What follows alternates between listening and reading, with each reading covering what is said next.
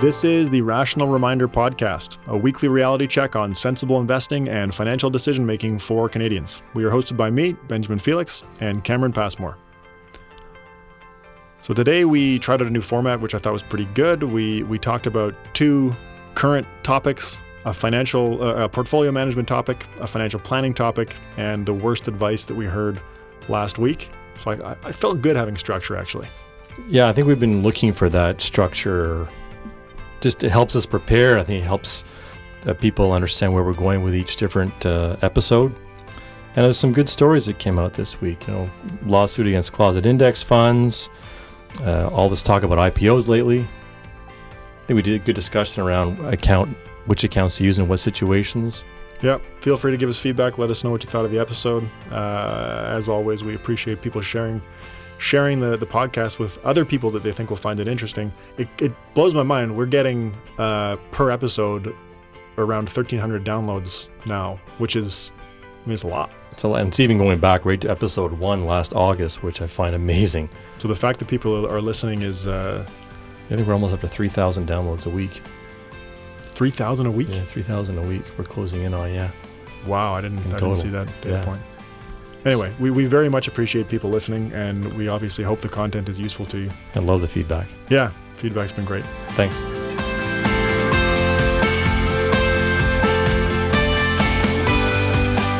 Welcome to episode 42 of the Rational Reminder Podcast. Just Cameron and I today. No guest. We got the system down now. Every other week we have a guest. Yeah, that's going to continue. However, you do want to adjust the format a bit, you were thinking, going forward. Yeah, so for the episodes where it's just us, we're just going to make a small tweak to sort of try and keep it relevant to people. And less factors. Yeah, we're going to take a break from talking about factors. We've become known as like the factor podcast, which isn't necessarily what we want to be. So we're going to stop using the F word as much. I used it in a non-investment context in my notes. And I was thinking like, oh, geez, people are going to get upset I said fact. So for the format, we're going to try doing 2 current topics, which is less. We've usually been doing sort of like 5. Yep. And then 1 portfolio topic, so portfolio management investing topic, 1 financial planning topic, and then we're going to finish off each episode with the worst advice that we heard in the previous week. I love that one because there's so many that come up in our day-to-day world that it's going to be fun to have that one added in. Yeah. So one of the things that happened, and this isn't one of our, I'm breaking the format already, but it's not one of the stories that we're going to talk about. But the Ontario budget came out, and one of the items that was in there was title protection for financial planners and financial advisors. They didn't specify what that means. Like, what are they actually going to do? It said that they still have to work on the framework. Right. And it will take a number of years, but the point is to make it more in line with, I think, Quebec, right? Which is the only province now that does have protection or standards for using the title financial planner or financial advisor. Yeah. So I think it's a good thing. It is a good thing. It won't affect us at all because I think they're trying to make the title line up with credentials. But here we are, most of us that face clients are financial planners or CFPs.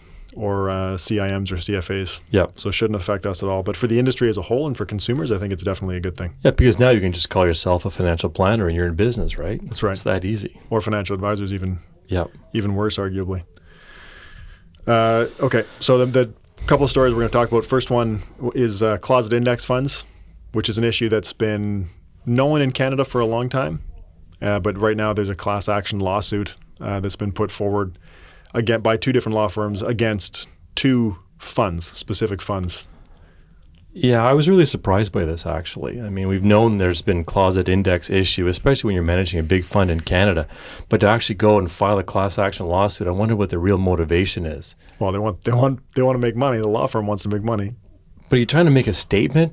Like, do you really think they can win? Do you think they can pull this off? And like, where does it stop?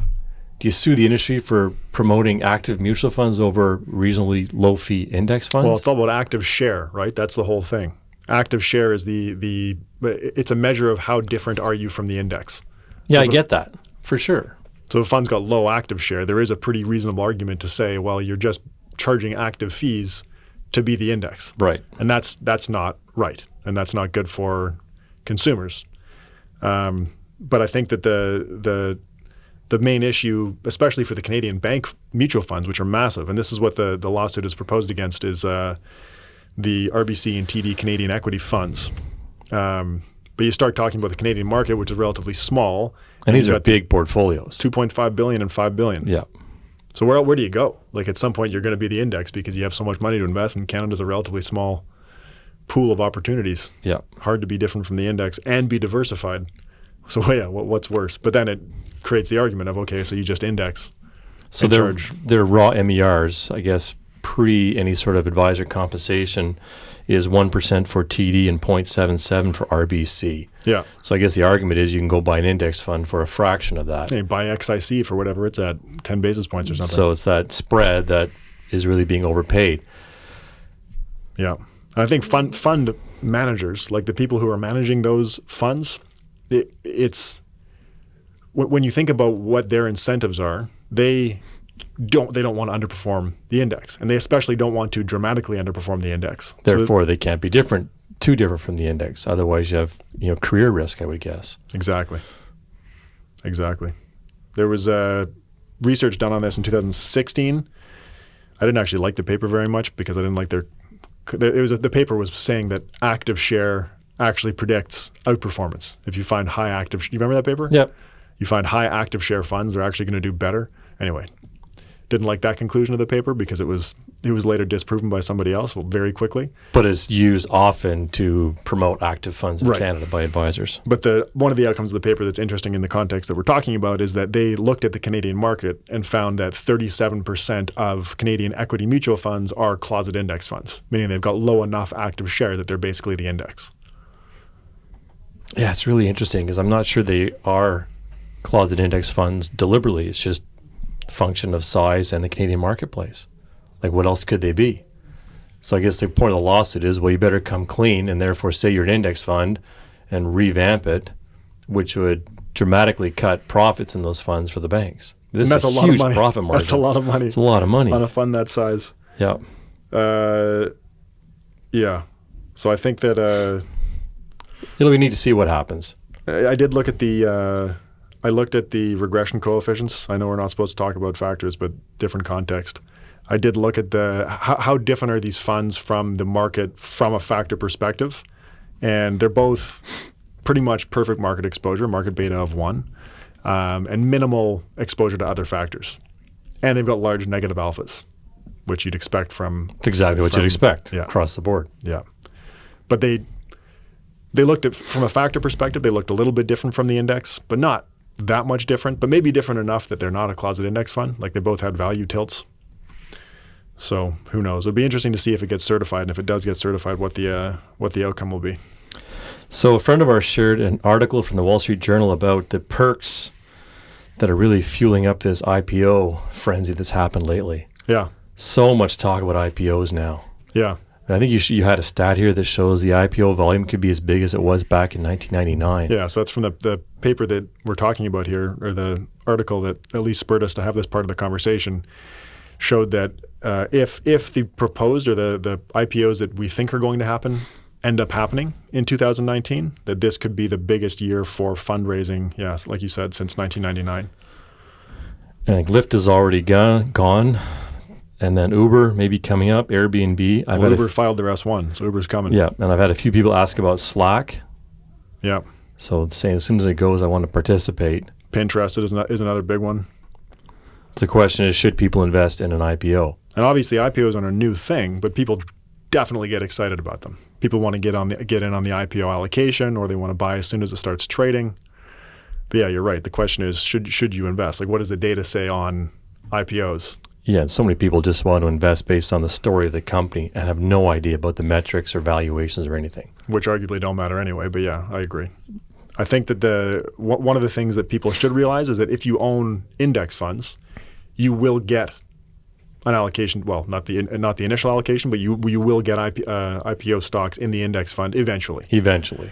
It depends on the index. So usually it's in the first year though, right? Depending on the index? Depends on the index, yeah. So I looked at the methodologies for a few different indexes. S&P Total Market Index, which is tracked by XUU and ITOT. They add IPOs quarterly. So it's not infrequent. That's pretty fast. And they don't look at any liquidity restraints or anything like that. For the S&P TSX Composite, which is a committee-based index, S&P Total Market is not committee-based, it's rules-based. That's maybe a conversation for another day, talking about how indexes work, but anyway. So the S&P TSX Composite adds them after 12 months. That's it. They wait a year. Yep. And then the FTSE Canada All Cap, so S&P TSX Composite, that's like XIC. FTSE Canada All Cap, that's VCN. Those are the ETFs that track those indexes. They add IPOs after 3 months, but they have to meet a liquidity requirement. And if they don't meet that requirement, then they wait a year as well. So anyway, the point is getting excited about IPOs is fine. You will get them in your index fund eventually. It just depends on which index you're tracking.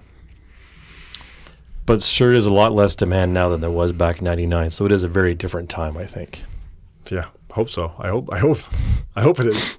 And we start talking about broad data on IPOs. Like it's fine to look at, I want to get on the Uber IPO. What IPOs actually look like in a broad sense? Like what's the data on IPOs? So there's a paper that I found from 2017 called "The Long-Term Performance of IPOs Revisited." So pretty telling title. It does answer the question we're asking. So they looked at 7,487 U.S. IPOs. They found that they tend to be high beta stocks with negative exposure to the value factor. Which is what you'd expect, their growth characteristics. Yep. The paper also found that using the Carhart 4-factor model, which includes momentum, explains all of the underperformance of IPO stocks for the first 3 to 5 years. You'd expect that, I guess. Yep. Like it's a good model. Of course, it explains it. IPO firms continue to underperform over the first 2 years after going public, even when differences in size, book to market, and momentum are accounted for.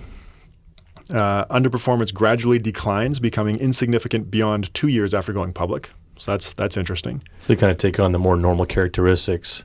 So the first 2 years, you would expect on average IPOs to underperform. After that, they would be explained by the regular characteristics. Or normal type performance expectations. Yeah. So they concluded that there's a statistically significant and economically meaningful underperformance of IPO firms over time horizons of up to 2 years, even accounting for the usual risk factors. So that's definitely an interesting finding. Basically, it means on average with IPOs, it's probably not going to be that great. They do also talk about, though, on the initial allocation, IPOs do tend to pop.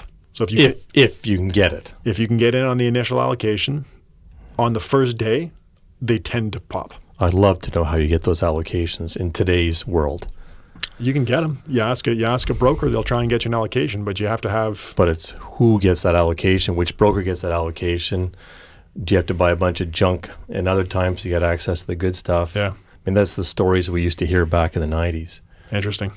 So if you were a persistent buyer of IPOs, no matter what the quality was, you would get the good ones, but you had to take some of the bad ones. I have no idea if it's like that today or not. We've had clients that have gotten some initial allocations, but you have to put up... You have to want to buy a lot, and you're not going to get the amount that you want.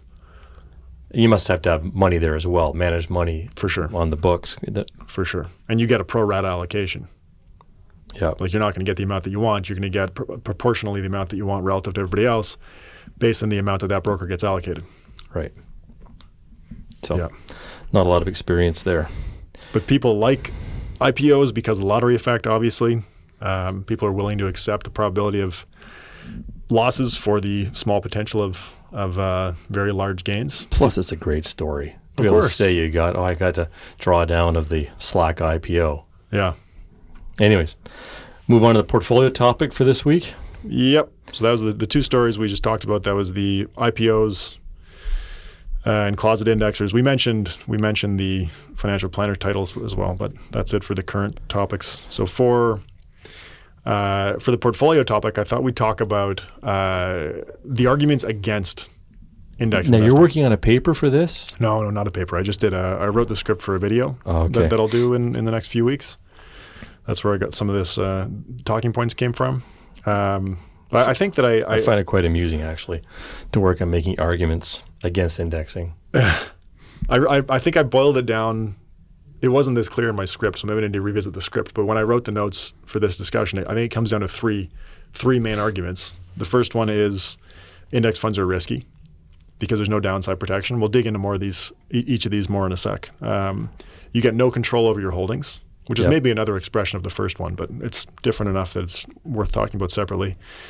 And then the last one is that a skilled active manager will always beat an index fund. So those are the three reasons. And obviously, we hear this all the time. So when clients transition to us from where they are now, this is often the arguments that they will hear from the advisor that's losing the business. Oh, yeah. And quite forcefully. And it causes often a lot of stress for people when they go through this. So let's dig into each one of those reasons. Index funds are risky.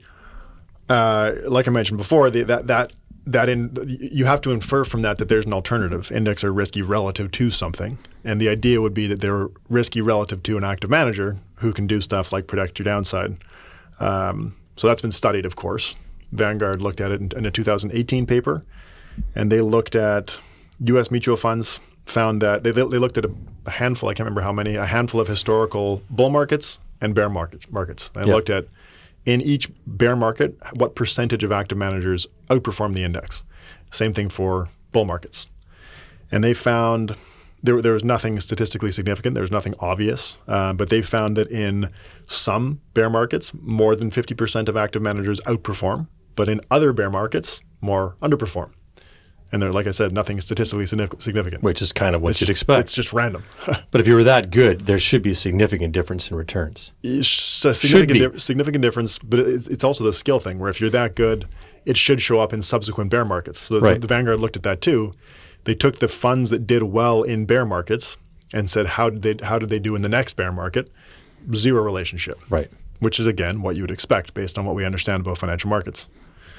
So anyway, no merit to that. The idea that index funds are risky, and I've heard financial advisors be very passionate about this.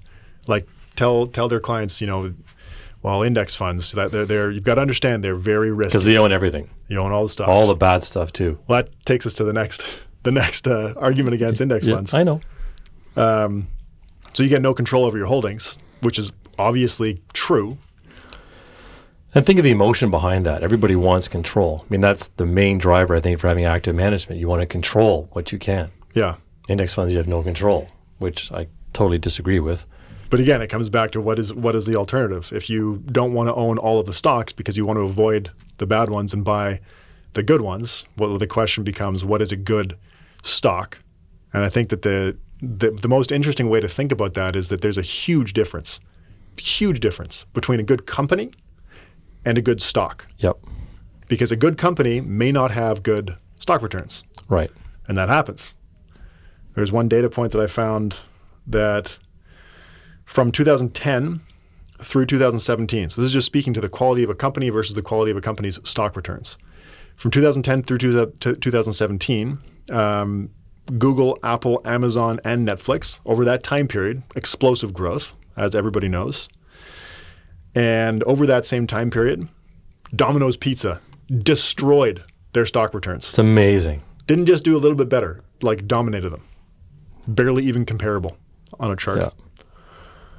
That speaks to that point. And then there's all the data around the number of stocks that drive market returns. So you look at there was a study from a couple years ago that looked at all of the stocks that had ever been included in the CRSP index. So Center for Research and Security Prices, 26,000 stocks that had been at some point in the index from 1926 through 2017, I think it looked at. Yeah. 2015. So only 1,000 of those 26,000 stocks were responsible for all of the return in excess of T-bills. And that's kind of the data point we talked about 2 weeks ago, I think. It is. How so few stocks were responsible for all the returns. And you never know which ones are going to be. And you think about it intuitively. All these stocks in the market are traded so actively every day, all day, by all similar participants. All the information is priced in there.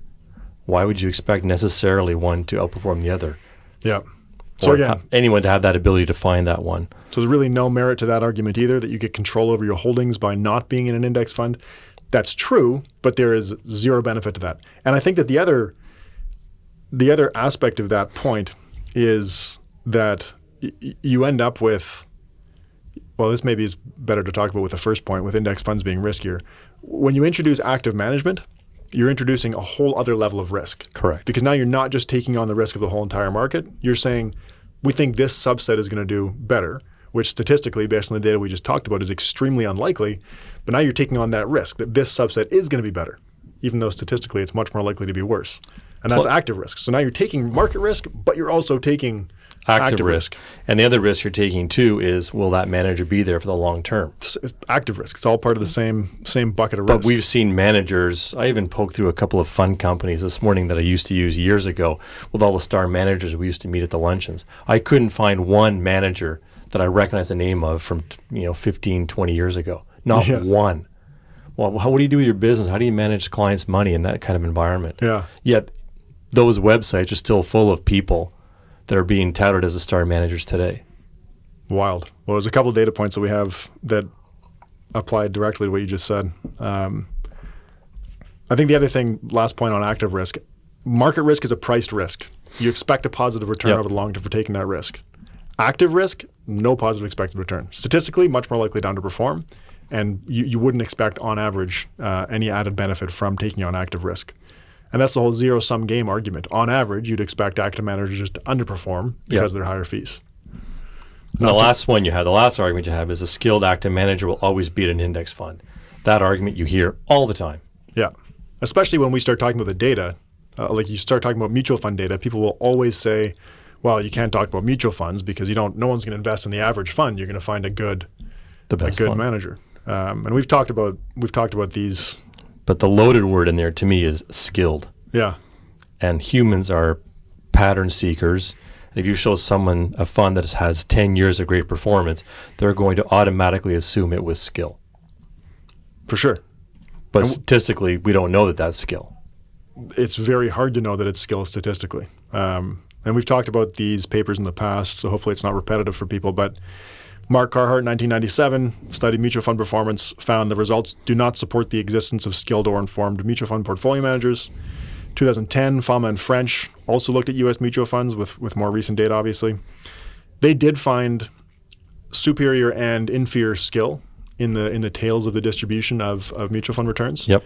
But they also found that's before costs. Yep. After costs, even the skilled managers they're not skilled enough to cover their costs. Shifts the whole distribution left. So there are skilled managers, but not skilled enough to cover their costs. Yep.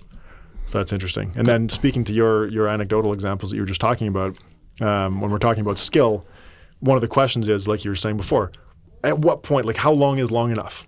What's a long enough track record before you can determine someone's skilled? And we know statistically that data point is 36 years with 2% alpha with a 6% standard deviation of alpha.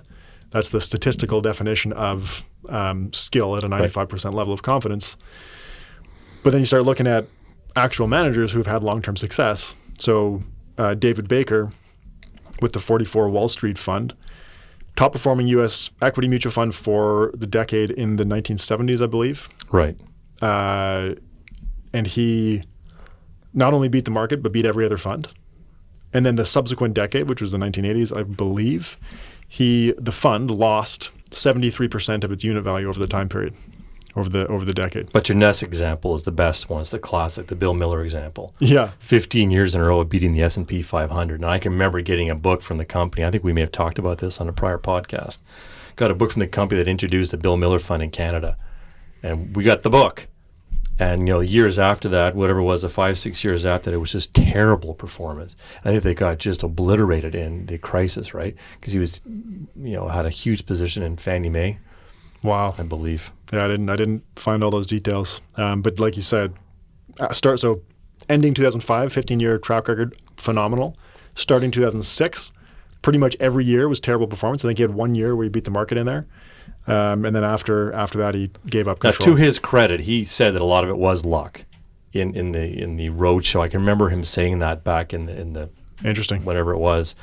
But the fund company spun this around to look at how great this is, and that was the message to us as quasi buyers of this fund, that look at how great it's been. But he did downplay, saying, "Look, there's a lot of luck in this." And I recently listened to a podcast with him. He's quite modest about. Huh.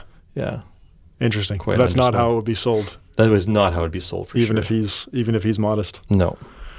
Okay, so that was really the three arguments that we hear about counter arguments for indexing, and I don't think any of them have any merit at all whatsoever. If anyone has better arguments that we should address in an episode, be happy to hear them. Shoot us an email, I guess. Yeah, I'd actually be pretty curious if people do have good counter arguments to indexing. Love to talk about that. Okay, planning topic for this week. Thought we'd talk about the cascading order of when to use what sorts of accounts. Yeah, so account type planning, I guess I would call it. But it's just obviously in Canada we have RRSPs, we have TFSAs, we have RESPs, we have RDSPs in some cases. We have taxable investment accounts. We have corporate investment accounts, which we're not going to talk about today. That's a whole other discussion. Yeah. So we'll exclude corporate from this conversation. But I think that the very first thing to think about when you're deciding should I allocate to which account is what's the goal for the money. If it's short term, probably not going to use the RSP unless it's for buying a house or paying for education. Or if you're going to be in a much lower tax bracket on the sell side. But I'm talking about but you don't want to pull out of your RSP. Well, it depends on the situation, right? If you're really cash strapped, you might do an RSP at a high tax bracket now, and if you're going to be in a low tax bracket in a couple of years, just say an extreme situation. In an extreme situation. The point situation. being, you got to be aware of what your tax bracket is going to be and what your needs are. Yeah, and the point that you just made, I addressed the opposite side of it, where for short-term needs, the TFSA is probably better, just because when you put money in, you use up your room. When you take money out, you get the room back the following year. Absolutely. With the RSP, you put money in, you use up your room. If you take it out, even if it's in a lower tax bracket, the room is gone for your lifetime. Yeah, it's only extreme situations, and I'm not sure I've ever recommended that, but the point is to be aware. Yeah. And so like I mentioned, I think that the only exceptions for short-term needs with the RSP are home buyer's plan. So if you know you're going to be buying a house, it can be a good idea to use the deduction if you're in a high tax bracket, and then knowing you're going to pull the money back out to buy a home. Just watch your limit on that, which is now $35,000, and try to get it between you and your spouse. And it's got to be in there for 90 days. Yeah, $35,000 each. Yeah, it's true. $35,000 each, so $70,000 total.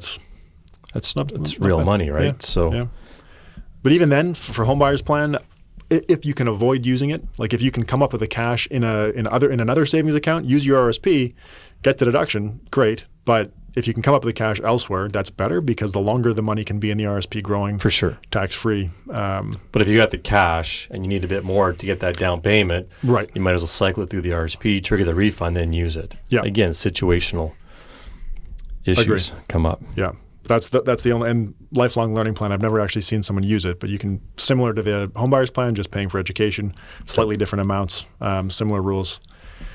But the best long-term account is the TFSA. Which is confusing, because it's also the best short-term account. Right, because a lot of people say, well, I'll use my TFSA for short-term cash flows and leave my investments in my trading account long-term. It's like, no, you got that upside down. Like, for many people, they'll never touch their TFSA, or if they do, it's the last thing they'll ever touch. Yeah, so you're 85 years old, your only asset's your TFSA, you take money out, you're not affecting your government-tested benefits. Yep. You die, you can name a beneficiary so it passes outside of your estate. And you avoid probate. It's pretty clean. Yep. But yeah, so that's the TFSA. It's really good as a shorter term vehicle because of the flexibility around withdrawals, recreating new room. But it's also pretty great for being a longest term asset, which makes it, I think, a little bit confusing for people to think about. Yeah. So let's talk about the cascading, the normal order of accounts that you would fill up. So generally speaking, it's the RSP first. Well, it depends on your income, on your taxable income. For sure, it depends on your income. If we're assuming someone's got a high taxable income, I would go RRSP first. Then I would go RESP because you get the matching grants, assuming you have kids. Yep. And then I would go TFSA if you have to choose. Yep. Obviously, the best case is you just max everything out. It's a non-issue, and then you're investing in your taxable account. But if you have to make a choice and you have a high income, I'd go RSP or ESP taxable. And if there's an RDSP in there too, that would fall in the same. TFSA. What did I say? So RRSP, RESP. RESP because you get the grant. TFSA. And if you have a mortgage? Oh, well, yeah. So if we're talking about the mortgage as a bucket, that starts to get pretty tricky. It starts to get pretty tricky because it depends on your asset allocation. Like if you're putting money into your RESP or your TFSA that's 50% stocks, 50% bonds, I might say pay off some of the mortgage or pay off more mortgage, be aggressive with the mortgage as opposed to buying bonds in your accounts. If you're 100% equity, I would go, well, it still depends on your asset allocation. If you're okay being more than 100% equity through leverage, then you invest in 100% stocks. It also depends on your motivation too. Some people are very motivated to pay down debt. I agree. Right? So if you're more motivated to pay down debt than to accumulate in your TFSA, hammer the debt. That's a behavioral decision. Some people are extremely motivated to get rid of debt. But if we're just talking about what is the most rational thing to do, the answer to your question depends on asset allocation. Right. What is your asset allocation? But it's not irrational to allow your behavior motivations to drive you. Yeah, that's true. You're right. I'm just making the case for the behavioral side. Yeah. So we talked about taxable income. I think something that people don't maybe understand all the time is that if your tax rate stays identical, if it does not change between now and when you withdraw from the RRSP, your after-tax result from using the RSP and the TFSA, ignoring withholding taxes, which we'll talk about in a second, your after-tax result will be identical. What about the refund? What do you mean? The refund on the RRSP. You have to think about it a certain way. This makes sense, but you have to think about it a certain way for the math to work. So if you're 50% tax rate, if you take $10,000 and put it in your RRSP, you cannot compare that to $10,000 that you put in your TFSA. You have to compare it to $5,000 that you put in your TFSA because the RSP is a pre-tax contribution. Right. And I know in reality people contribute with after-tax dollars and get a refund. You can't think about it that way. You get the refund, you can use that for other stuff, but you've got to think about whatever goes into the RSP as a pre-tax contribution. Okay. And if you think about it that way, then the example that I just gave. So $10,000 in the RSP is really $5,000. At a 50% tax rate. Yeah, is really $5,000 in a TFSA. Correct. Like your net cost is the same. Correct. And in that case, well, that's logical. Yeah, it is. But so then you can use that as a decision tool where if your tax rate's going to stay identical, which you can't know obviously, but if it is going to stay identical, then you're completely indifferent between RSP and TFSA. In that case, the TFSA will blow it away because you're paying tax in the RSP on the withdrawal side down the road. If your tax rate stays the same, it's the same. If your tax rate stays the same, beginning and end, the after-tax dollar amount you'll have available to you from the RSP and the TFSA is identical. If your tax rate stays the same. $10,000 in the RSP, $5,000 in the TFSA, it grows over time. And in the future, if you're still taxed at 50%, I mean, think about just 1 year. Say there's no growth. So $10,000. But you take the money out of the RSP, it's going to be after you have to pay tax on that withdrawal. But you have $10,000, not $5,000. Oh, of course, 10 is in there. Okay, now I get you. Yes, I get you. Okay. So that's it. So tax rate's the same, equal result. As soon as you're in a lower tax bracket or paying tax at a lower rate in the future than you are now, the RSP starts to have an increasing advantage depending on that differential. So again, you can use it as a decision tool. It depends on unknowns, like what is your future tax rate. But the point is, I guess, if you're in a higher tax bracket now relative to what you expect in the future, unknowable, I get it, RSP makes more sense. But I'll make the behavioral argument again, which is the limits that come out from CRA for many people are really motivating just to maximize. Just keep your head down and maximize everything. Oh, if you're maxing everything, then our conversations are relevant. Yeah. This conversation is only relevant for people that have limited cash and have to make a decision. I think that it's pretty intuitive that if you have room in your RSP and TFSA, there's really no reason to invest in a taxable account, with one exception. You know what the exception is? I'll let you tell us. If you're speculating on individual stocks, I would rather see people do that in a taxable account than in their TFSA or RSP. The reason being, if you put $10,000 into your TFSA and it goes to zero because you lose on the stock, or it goes to 60% of its original value, that room, gone. But if it happens to become a 10-bagger. But statistically, you are way more likely. Look who's talking about irrational stuff now. What do you mean? That's not irrational. Well, though speculating on stocks is not rational. No, I agree it's not rational. But if someone is going to do it, the numbers are stacked against them that they're going to win. For sure. So you're more likely to lose. Therefore, you should basically plan to lose rather than plan to win. Do it in your trading account. At least you can capture the capital loss and use it against future gains. Exactly. Capital loss, and you're not going to evaporate your registered account room. Because those losses can be carried forward indefinitely. And on the flip side, if you do make a 10-bagger, it's at the capital gains rate. So on the off chance that you do win, it's going to be relatively tax efficient anyway, and you haven't risked your registered account room. Yep. So that's the one exception. RSP and TFSA for long term, as long as you have room, unless you're picking stocks, in which case taxable account, I would say, is better. And then just the last... You want to make some points on withholding tax. Yeah, so the last bit for this discussion, once we've decided, okay, we're going to put X amount to RSP, X amount to TFSA, the next question that follows that is how much of what are we going to buy? It's that whole asset. It's not even asset location because we can assume same asset mix across all account types, but you can still decide to buy a US listed or a Canadian listed ETF in those accounts. And so for an RRSP, US listed, US or international or emerging market ETFs are going to be more tax efficient in the RSP. US listed. US listed Right. on a US stock exchange. The reason being there is no withholding tax from dividends paid from a US stock or ETF to an RSP account.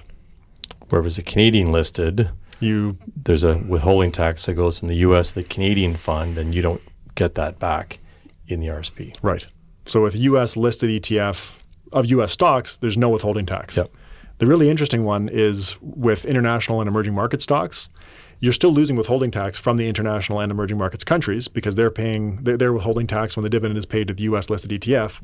The reason it's interesting is because the withholding tax, the treaty rate, the withholding treaty rate is on average lower for foreign countries to the US than it is foreign countries to Canada. So you're better off getting the US withholding rates and then eliminating the US withholding tax. We could make a whole section of the show on this topic alone. Yeah, probably. It is kind of interesting. And I think the other big red flag, so US listed in the RSP for US and international and emerging markets, saves you a bit of tax, but obviously there are implications. Like you've got to pay currency conversion costs, you've got to rebalance between currencies, all that kind of stuff. But barring that, if we ignore those costs, it's more tax efficient. And then the other one to keep an eye out for is with the TFSA. If you have US listed, you're going to lose 2 levels of withholding tax because TFSA, you don't get that preferential US withholding treatment. Right. So you lose 2 levels of withholding tax using a US listed ETF of international or emerging market stocks or a Canadian listed ETF that owns a US listed ETF. So in the TFSA, the best thing that you can do is Canadian listed ETF that holds stocks directly. Once again, I can hear listeners' heads exploding now. The point is you got to watch withholding tax carefully on these things. Yeah, well, it's not that bad. It's in a TFSA, if you hold a Canadian listed ETF that owns international stocks directly, you're only paying the withholding tax rate for the international stocks paying the dividends to the Canadian ETF. Right. Whereas if you hold a US listed, you're getting 2 levels of withholding tax. Oh, I know that. I'm just saying the listeners. That's okay. They'll get it now. We said it twice. Okay. Cool.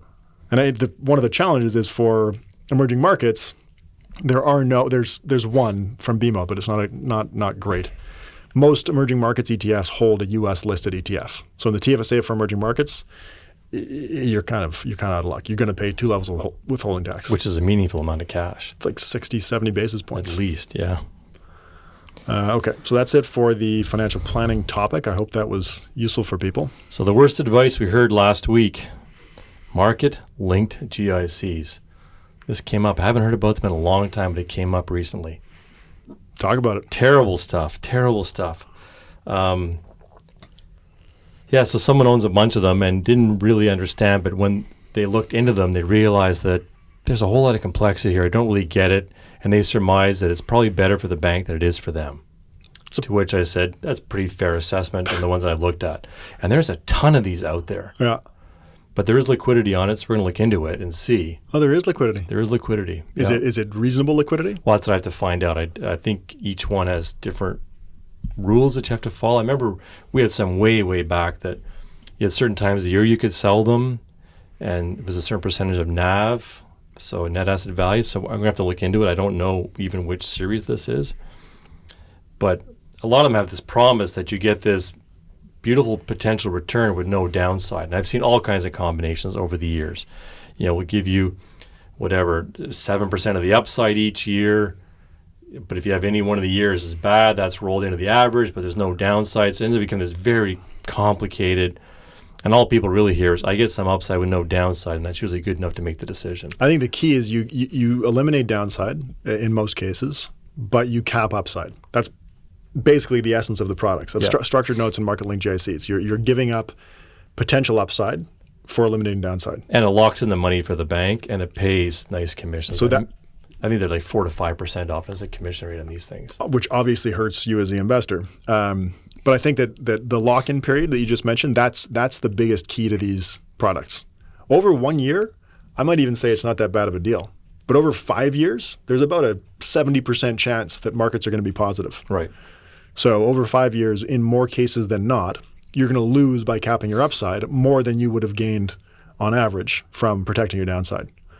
And I looked at, it was a few years ago that I looked at this. I went to one bank's website that published all their structured note data.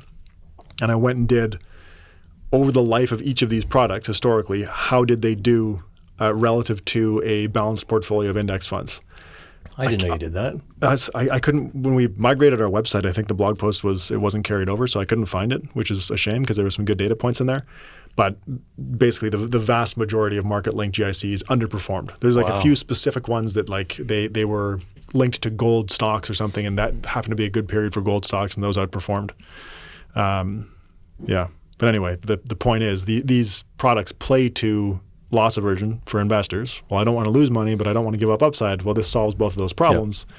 The reality is using these is you're being hamstrung by the upside cap. Yep. And the downside protection shouldn't mean anything to you as a long-term investor anyway. So I don't think that there are any, well, we don't use them, so no. I don't think there are any situations where I would say, yes, a market-linked GIC or a structured note is a good idea. Do you agree? I agree, 100%. Anything else you'd add? No, I think that's good for today. Obviously, we have video today, so if you're listening, you could have been watching. Why? I'm not sure, but you could have been. And if you're watching, let us know how we look, I guess. Yeah, and if you have feedback on the format of this every other week show, let us know. Of the Guest Us? Yeah. I think I like the new Us format. I thought it was good. Cool. We'll see what the listeners think, though. Feel free to let us know. All right. All right, that's Thanks. it.